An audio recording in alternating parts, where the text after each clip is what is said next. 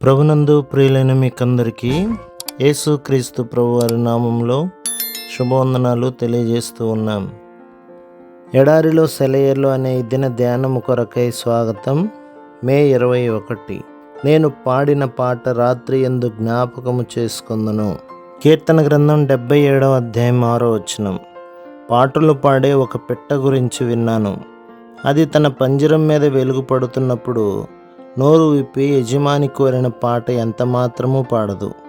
ఓ కూని రాగం తీస్తుందేమో కానీ పూర్తి పాట మాత్రం పంజరం మీద దుప్పటి కప్పి చీకటి చేస్తేనే తప్ప పాడదు.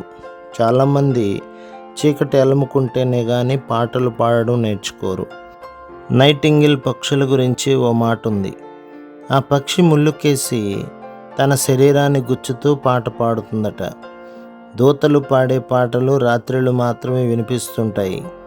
ఇదిగో పెండ్లి కొడుకు వస్తున్నాడు, ఎదురు వెళ్ళండి అనే కేక అర్ధరాత్రప్పుడు వినిపిస్తుంది.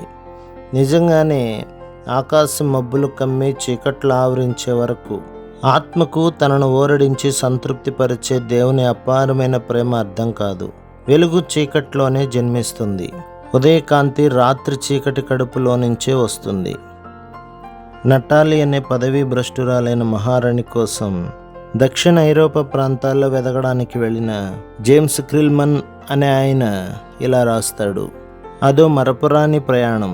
గులాబీ పూల పరిమళం అంతా దక్షిణ ఐరోపా ప్రాంతాల నుండి ఎగుమతి అవుతుందని నాకు అప్పుడే తెలిసింది. అక్కడ నాకు తెలిసిన విచిత్రమైన విషయం ఏమిటంటే గులాబీ పువ్వుల్ని కారు చీకటి సమయంలోనే కొయ్యాలి. పూలు కోసేవాళ్ళు అర్ధరాత్రి 1 గంటకు మొదలుకొని 2 గంటలకు ముగించేస్తారు. మొదట్లో ఇది నాకు మూఢాచారం అనిపించింది. అయితే ఈ దివ్యమైన మర్మాన్ని అడిగి తెలుసుకున్నాను. వైజ్ఞానిక పరీక్షలు రుజువు చేసింది ఏమిటంటే ఉదయం అయ్యేసరికి గులాబీ పూలలో నుండి 40% పరిమళం తగ్గిపోతుందని. ప్రభు మిమ్మను, మీ కుటుంబమును, మీ సంఘమును దీవించి ఆశీర్వదించునుగాక. ఆమేన్.